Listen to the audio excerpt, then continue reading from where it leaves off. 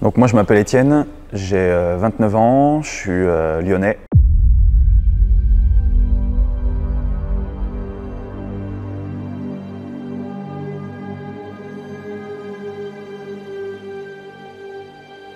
Du coup moi c'est Gaëtan, j'ai 20 ans, je vais sur mes 21.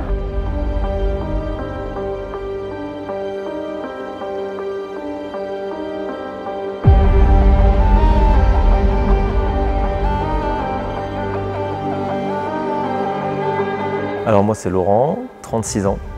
Je viens du coup de Marseille, j'habite à Marseille sur l'année.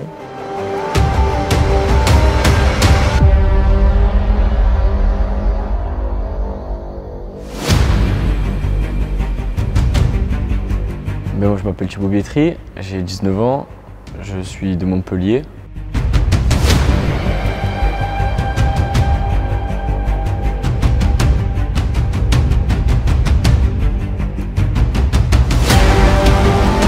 Du coup, je m'appelle Lucille, j'ai 24 ans et je viens du CFI de Lille, dans le nord de la France.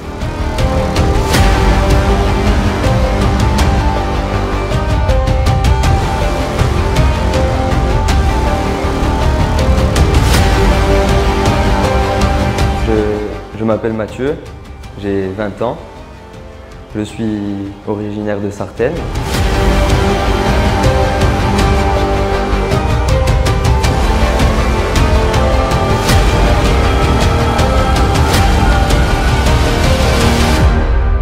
Moi je m'appelle Maël, j'ai 26 ans, je viens de Normandie, du centre de formation de Caen-Ouistreham.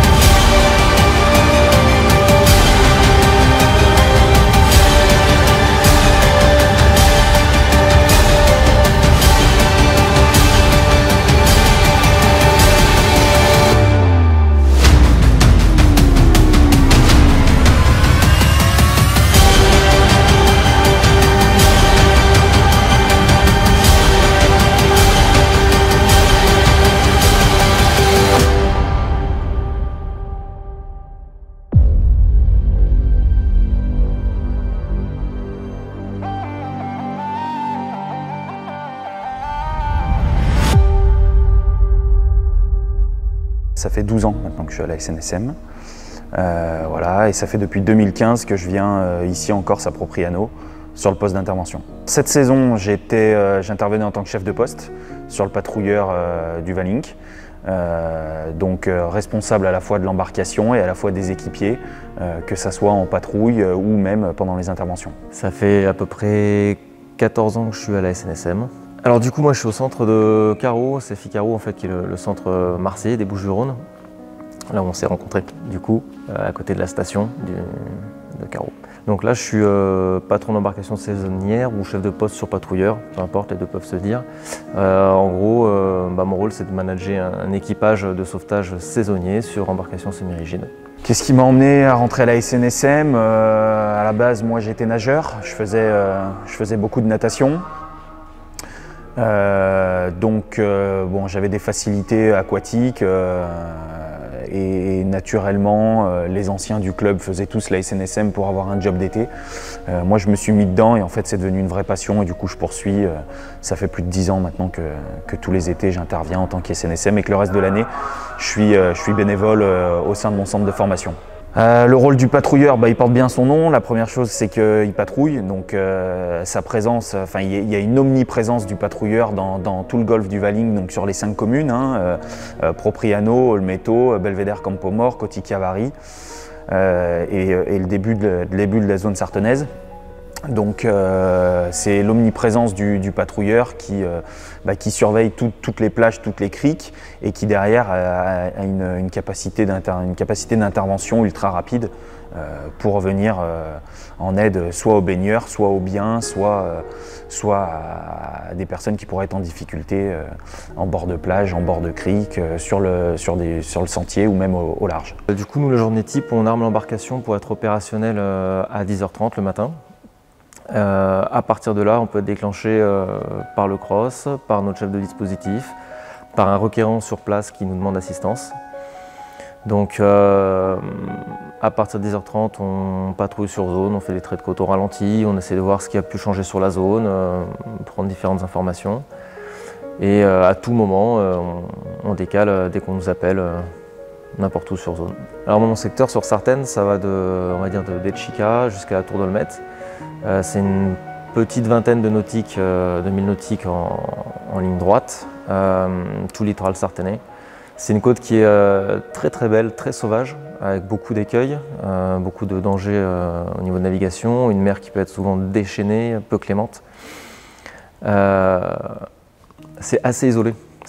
Mais c'est ce qui rend ce poste très intéressant, c'est-à-dire qu'on est le seul moyen directement sur zone, et c'est ce qui va faire qu'on va être très sollicité dès qu'il va se passer quoi que ce soit sur ce secteur-là. Forcément que je me sens utile, surtout en tant que chef, où je dois à la fois coordonner l'intervention, mais également coordonner la régulation avec les différentes parties prenantes, que ce soit le SAMU, le CROSS, notre chef de dispositif ici, et puis faire le lien avec mes équipiers qui ne sont pas forcément dans le bateau, qui peuvent être dans l'eau ou sur terre. Voilà, donc tout est par radio, donc ouais, forcément je me sens utile dans ce rôle-là. Quand tu es sur l'intervention, est-ce qu'il t'arrive des fois d'appréhender, d'avoir peur ? Non, parce que tout va très vite, on est formé, on est entraîné, donc normalement il n'y a pas trop cette appréhension. La peur non plus, en tout cas pas sur le moment. Des fois j'ai plus de friction en regardant des photos ou des images d'une intervention qu'on a pu faire. J'ai plus de frissons à ce moment-là qu'à l'instant T où on réalise l'intervention, parce que de toute façon on est dedans, on est focus et ça déroule naturellement au niveau de l'intervention.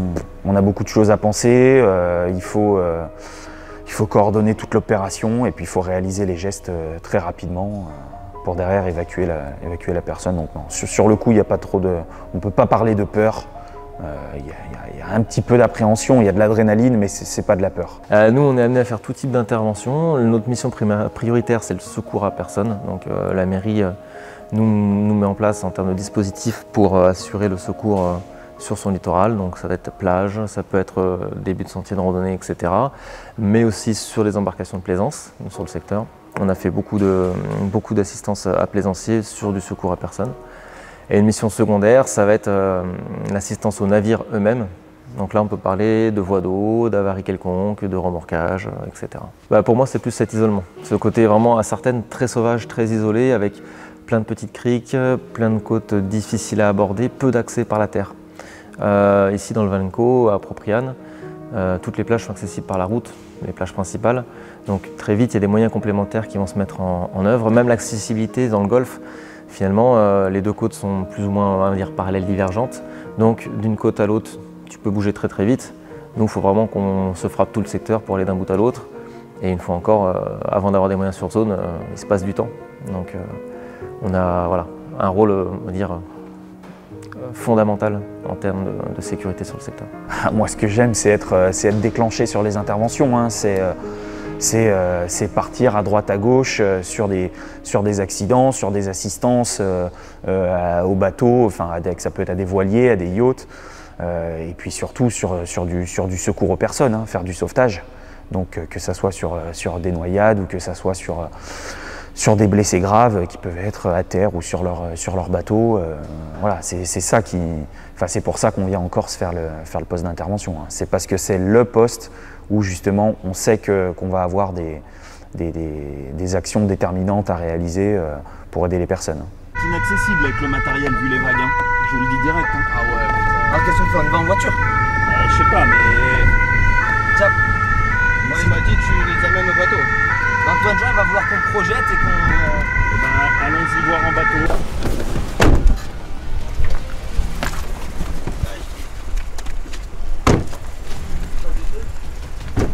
Ok, merci.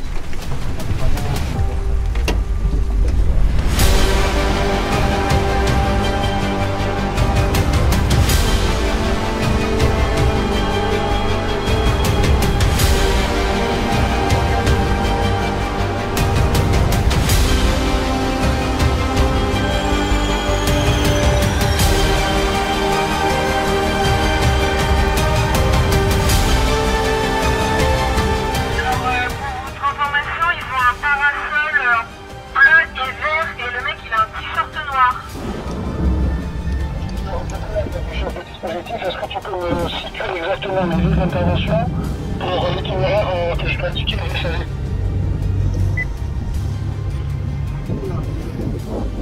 Donc c'est juste au-dessus du parking, la plage après celle du Lido, juste au-dessus du parking, un parasol bleu et vert.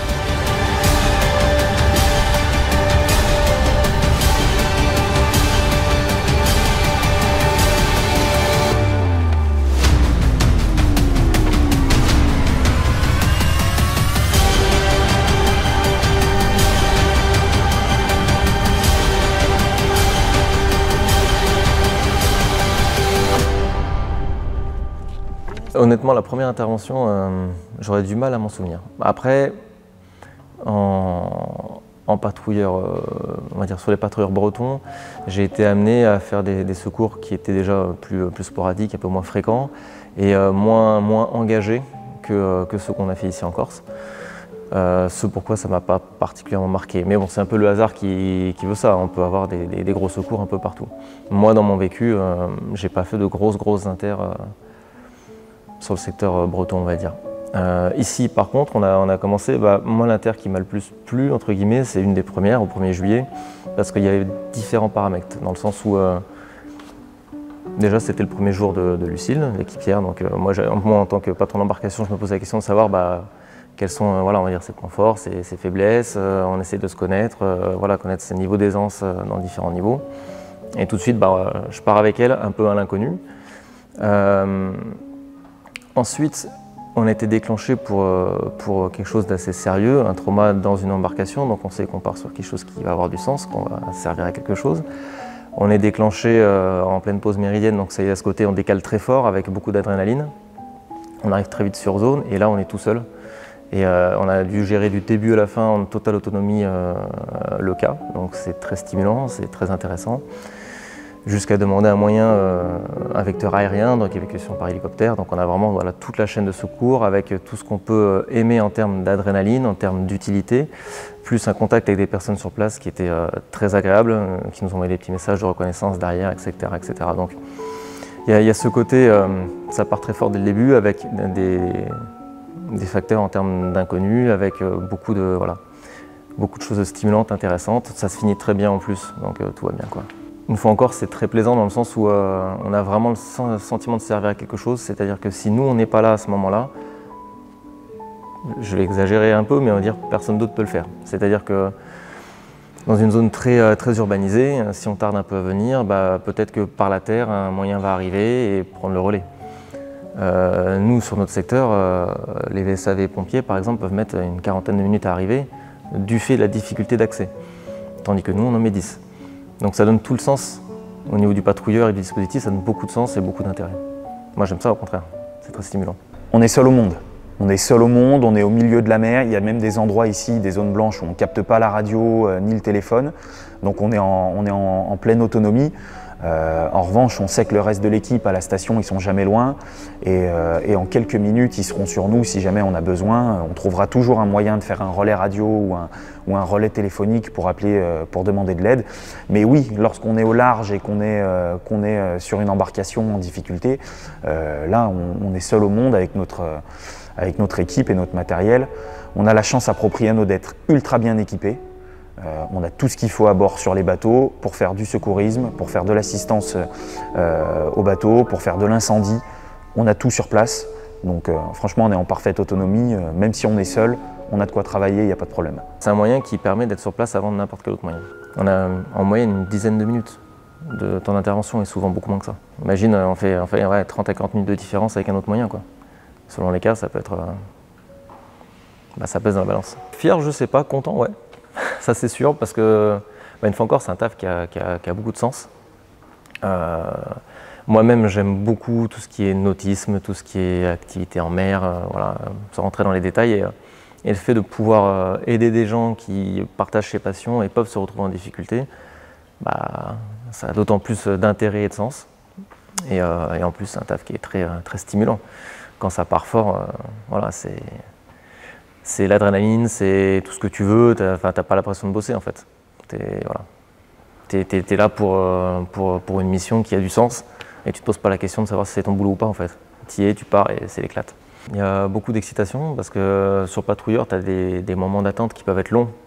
Et quand ça part, tu dis ah, enfin ça bouge quoi. C'est ce pourquoi je suis là, c'est parti, on décale. En même temps, il y a toujours une petite appréhension sur est-ce que j'ai les bonnes infos, est-ce que je vais arriver face à ce que j'attends, est-ce que je pars sur la bonne zone avec les bonnes infos, etc. Donc tu as toujours ce petit côté un peu on est chaud, on y va, et un peu de retenue, un peu vas-y, reste concentré, reste focus, envisage les différentes options. Si tu es dans un cas non conforme, qu'est-ce que tu vas faire? Si c'est pas ce que tu attends, qu'est-ce que tu vas faire? Voilà, pas trop lâcher. C'est un peu particulier, on met les gaz, mais on garde un peu de retenue. Tu vois, c'est très très ambivalent. Et du coup, tu as de la responsabilité envers ton équipe? Ah, clairement, parce que déjà leur sécurité, bêtement, on va se mettre dans des conditions qui sont un peu difficiles parfois. Si tu vas aider quelqu'un, c'est parce qu'il s'est mis en galère, c'est du fait des conditions. Et toi, tu vas te jeter dans ces conditions-là. Donc ta première responsabilité, c'est d'être sûr que ton équipage il va rester en sécurité, il ne va pas se mettre à son tour en galère. Ça, c'est une grosse responsabilité. Et ensuite, ils attendent de toi que tu proposes des solutions. Donc ils vont s'appuyer sur toi et c'est à toi de les porter et leur dire ok les gars, je vois les choses comme ça.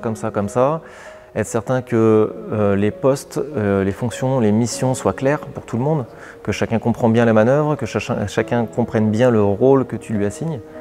Ouais, c'est un tas de responsabilités. Et en fait, ça c'est l'aspect opérationnel, mais au-delà de ça, tu as un aspect en amont en plus sur la formation de ton équipe. Alors il y a une formation technique individuelle, mais même le fait d'agencer un peu tes équipiers, un peu comme des engrenages pour que la machine tourne bien huilée. Et ça, c'est une grosse responsabilité aussi. Si tu fais bien ce taf-là en amont, limite, tu vois, en inter, tu sais pas qui est le chef de poste, ou alors tu vas te mettre en retrait et puis tout le monde va faire les choses en harmonie sans que tu aies grand-chose à dire. Là, tu as bien fait ton taf en amont. C'est garantir le succès de la mission et c'est cette responsabilité que tu as en amont. C'est être sûr que tu crées une équipe cohérente, capable d'accomplir les choses de la meilleure des façons, avec fluidité, avec une belle synergie, avec tout ce que tu veux. Donc ouais, des responsabilités, il y en a, carrément. Satisfaction, sentiment de satisfaction tous les jours. Voilà, on a tous les jours des interventions. Donc, généralement, ça se passe bien. Donc, c'est un sentiment de satisfaction en rentrant le soir. Et puis, se préparer pour le lendemain, être en forme pour une nouvelle journée.